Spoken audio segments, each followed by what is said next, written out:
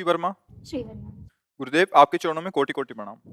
गुरुदेव, जब भी कोई कठिन परिस्थिति आती है तब उसके परिणाम के बारे में अत्यधिक सोचकर कि अच्छा होगा या बुरा, मन में घबराहट रहती है। तो हाँ, उसको अपना मित्र बना लो जो परिणाम को पहले से ही जानता है। वो है भगवान श्री हरि, श्री कृष्ण। और वो सर्व सामर्थ्यशाली हैं। बुरे को भी एक क्षण में अच्छा कर देंगे। नहीं कर, मच्छर को ब्रह्मा बना दे, ब्रह्मा को मच्छर बना दे। ऐसा मेरा प्यारा दोस्त है, तो ये बात खत्म हो जाए कि परिणाम पता नहीं भयभीत करने वाला हो कि बुरा हो। मेरा यार मेरे साथ है, मेरा प्यार मेरे साथ है, तो हर दुख हमारे लिए सुख हो जाएगा, हर शूल हमारे लिए फूल हो जाएगा। और इनसे विमुख हो तो हर फूल शूल की तरह चुभेगा। पहन के देख लो माला।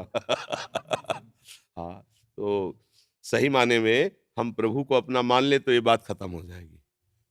कोई भी कठिन परिस्थिति ऐसी नहीं है जो हमारे प्रभु की मुस्कुराहट के सामने टिक सके। वो मंद मंद मुस्कुरा रहे तो फांसी की सजा भी फूलों का हार जैसा हो जाती है ना। अगर उनसे विमुख है तो फूलों का हार फांसी जैसा काम करता है। अरे कहीं ये कुर्सी न चली जाए, ये प्रतिष्ठा न चली जाए, ये सम्मान न चला जाए, उसके लिए चाहे धर्म करना पड़े, हिंसा करना पड़े, पाप करना, देखो ना बुरा मार्ग। तो हमें लगता है श्री कृष्ण को अपना यार मित्र बनाने में किसी योग्यता की जरूरत नहीं, क्योंकि हमारे प्रभु है। प्रभु के लिए कुछ जरूरत नहीं कि आप कितना पढ़े लिखे हो, कौन सी जाति के हो, क्या है कि कुछ चले, आप उनके हो, बस इतनी खास बात है। इसलिए हमारे यहाँ चर्चा केवल प्रभु और प्रभु भक्ति की, दूसरा कुछ है ही नहीं। हम सब एक पिता के बच्चे हैं, अपने बाप को बाप कहने के लिए लायकात की जरूरत नहीं है। हमारे प्रभु श्री कृष्ण। अब उनको पिता देखो दोस्त भी होता है। पिता कैसे दोस्त होता है? जब बालक घुटने को बल चलता है तो पिता भी घुटने को बल चलता है, और वैसी तोतली बोली बोलता है। नहीं बोलता? देखा है कभी ऐसे प्यार करते हुए पिता को? हाँ, क्यों? अब वो घुटने को बल चल रहेगा, उसका तो बच्चा है वो, पर बच्चे के सुख के लिए वो ऐसे चलता है, वैसी तोतली बोली बोलता है, वैसे ही खेलने लगता है उसके। ऐसे ही जगत पिता प्रभु हमारे साथ ऐसे ही खेलते हैं जैसे पिता अपने बालक के साथ खेलता है। तो हमारे दोस्त भी प्रभु हैं, हमारे मित्र भी। और जिसका श्री कृष्ण जैसा दोस्त हो, अब समस्या क्या रह गई? कर तुम अकर तुम अन्यथा कर तुम सर्व। ग्वाल बालों ने चिल्लाकर कहा, कन्हैया दावा न लग गया, आसपास से घिर गए, अब तुम्हारे सिवा कोई हमारा नहीं। बोले आंख मूंद लो, मुंह में आग पूरी पी गए। ऐसा तो दोस्त है।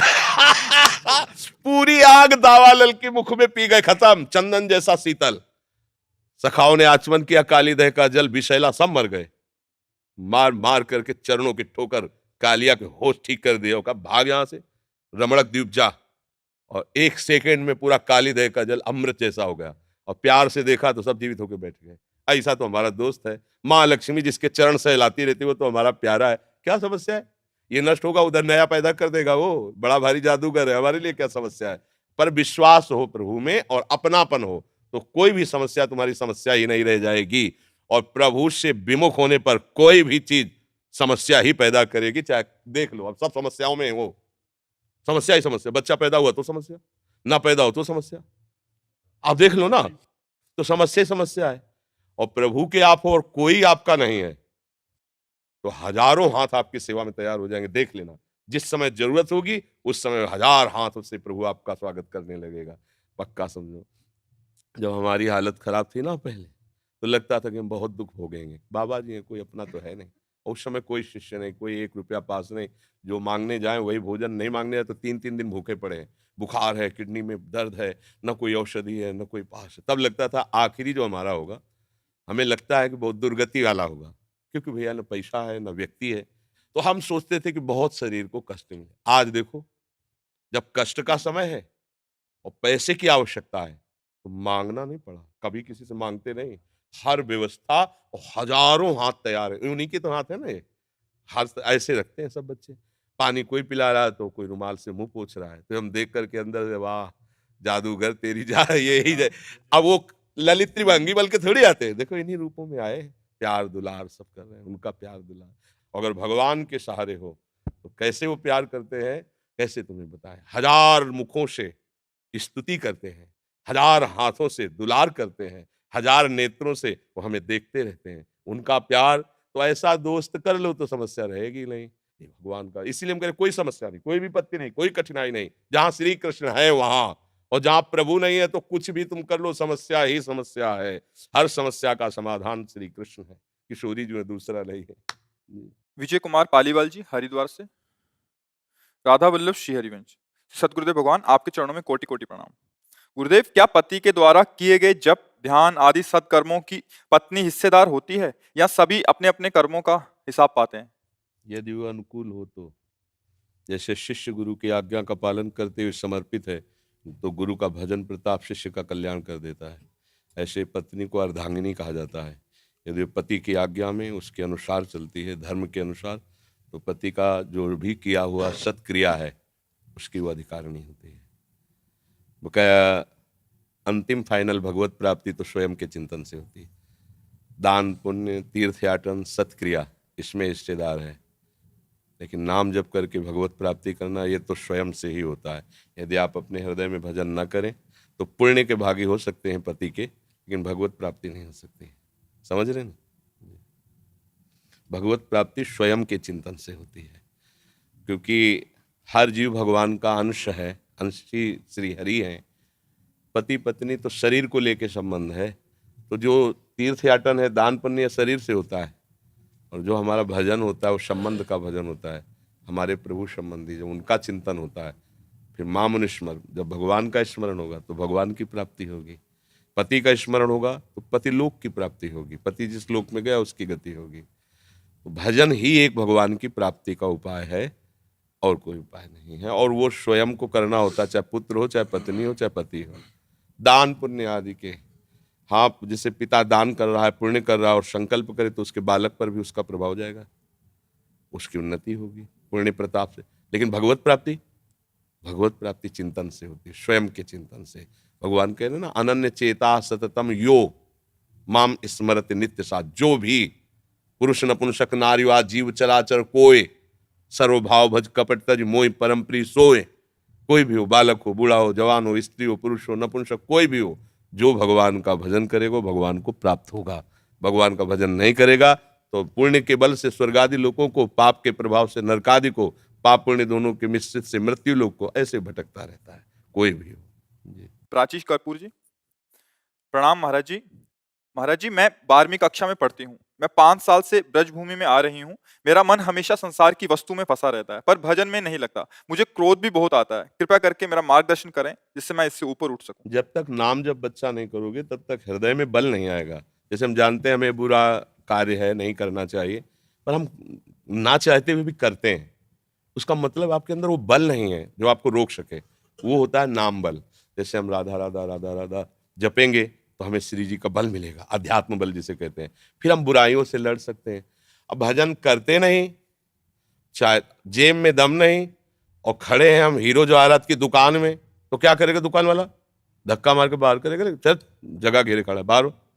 ऐसे ही चाहते हैं सुख, शांति, आनंद, प्रसन्नता, भजन में करना नहीं, और सब जगह मन आकर्षित होता है, तो धक्के के सिवा कुछ मिलेगा नहीं। कहीं भी देख लो, खुली बात है। ये जादू टोना वाला नहीं कि हम तुम्हें जंतुर बना देंगे तुम सुखी हो जाओगे। ये सब डुप्लीकेट है। हाँ, अब जैसे लग बोले शनि विपरीत, बोले घोड़े की नाल की अंगूठी पहन लो, तो घोड़ा परम पद में चला जाए और सुखी हो जाए। उसकी नाल से यदि तुम सुखी हो जाओ तो इतने कुंतलों बोझा ढोता है बेचारा, काहे को कष्ट पावे। उसकी नाल में जब इतना दम है तो वो घोड़े में कितना दम होगा? वो तो भगवान को प्राप्त कर ले। कितने मूर्ख है लोग, है आचमन करना है, ठाकुर सेवा करनी है, घोड़े की नाल की अंगूठी पहने, कहो शनिचर न लगे। हम कहते राधा राधा को शनिचर तुम्हारी सेवा में उपस्थित हो जाएगा। ये देखो, अगर राष्ट्रपति के साथ तुम चल रहे हो ना, तो कितना भी बड़ा, देखो एक अधिकारी आए थे, कहे कलेक्टर हो क्या क्या सब हुए, बिल्कुल जी यस सर, जी सर। तो ये सब जितने हैं ना, ये सब अलग अलग विभाग के अधिकारी हैं। शुक्र, शनिचर, राहु, केतु, ये सब सृष्टि विभाग के अधिकारी हैं। अलग अलग डिपार्टमेंट होता है। ये दंड विभाग भी करते हैं और सुविधा विभाग भी करते हैं। आप जब भगवान से विमुख होते हैं तो ये दंड विधान रचते हैं। बोले 7.5 लगा, तुम्हें कोई नहीं बचा सकता, और जिसके 7.5 लगा और राधा राधा बोलना कुछ उखाड़ ले तो हमें बता दे लाके। जो पे कृष्ण चरण मन अर्पित तो करी है का नवग्रह रंक। ये बेचारे गरीब नवग्रह क्या कर लेंगे जब बादशाह हमारे अनुकूल है, श्री कृष्ण हमारे अनुकूल है, श्री कृष्ण नाम जप करे, राधा राधा रट रहे। बस लोग समझ नहीं पाते हैं। हमको चाहिए तो शांति, सुख, और हम कार्य करते हैं अशांति और दुख वाला। कैसे हो सकता है? ऐसा कैसे? बबूल का पेड़ लगाओ और कलमी आम पाना चाहो तो मूर्खता ही है कि नहीं? हे बबूल का पेड़, एक दिन तो आम दे दो ना, चाहे जितना माथा घसोगे कांटे ही लगे, कुछ नहीं मिलेगा। ऐसे ही हमारी दशा क्या है? पाप कर्म करना, मन के अनुसार चेष्टाएं करना, और चाहते क्या है? सुख मिले, शांति मिले। शांति धर्म से मिलती है, धर्म से सुख मिलता है और धर्म का पालन नहीं करना कैसे? बात बस यही फंस जाती है। भजन में मन नहीं लगता, जैसे एक प्रश्नकर्ता ने कहा था, भजन में मन नहीं लगता और जब सेवा में बैठते तो उसमें हमें रुचि नहीं है। तो अब हम कहा भैया हमारे पास उत्तर ही नहीं है। भजन में मन नहीं लगता, ठाकुर सेवा में रुचि नहीं, प्रपंच में तुम्हारा मन लगता है तो नरक की तैयारी करो, हमारे पास कोई उत्तर नहीं। क्या उत्तर दें? हाँ, हम भजन करते मन नहीं लगता, ये बात समझना है। प्रयास करो आप। अब जैसे हमारा मन नहीं लग रहा, हम राधा राधा राधा राधा राधा राधा राधा, हमको मन को क्या लेना देना? जबान से राधा राधा निकल रहा, श्री जी सुन रही ना, उनका नाम ले रहे हैं, बस हो गया। इतने से ही काम बन जाएगा। पर माने तो कोई, गुरु तो लाखों मान रहे हैं, लेकिन गुरु की बात एक को मानने के लिए तैयार नहीं, तो कैसी बात बनेगी है? अच्छा, समझते हैं गुरु जी को सेव संतरा दे देंगे, हमारा काम चल, गुरु जी भूखों मर रहे हैं सेव संतरा के लिए। भूमि महाजन, राधा वल्लभ श्री हरिवंश। प्रणाम महाराज जी। महाराज जी, मैं पहली बार वृंदावन आई हूँ। यहाँ सबको भजन करते हुए देख रही हूँ तो अब मेरा मन भी कर रहा है कि मैं भी भजन करूँ।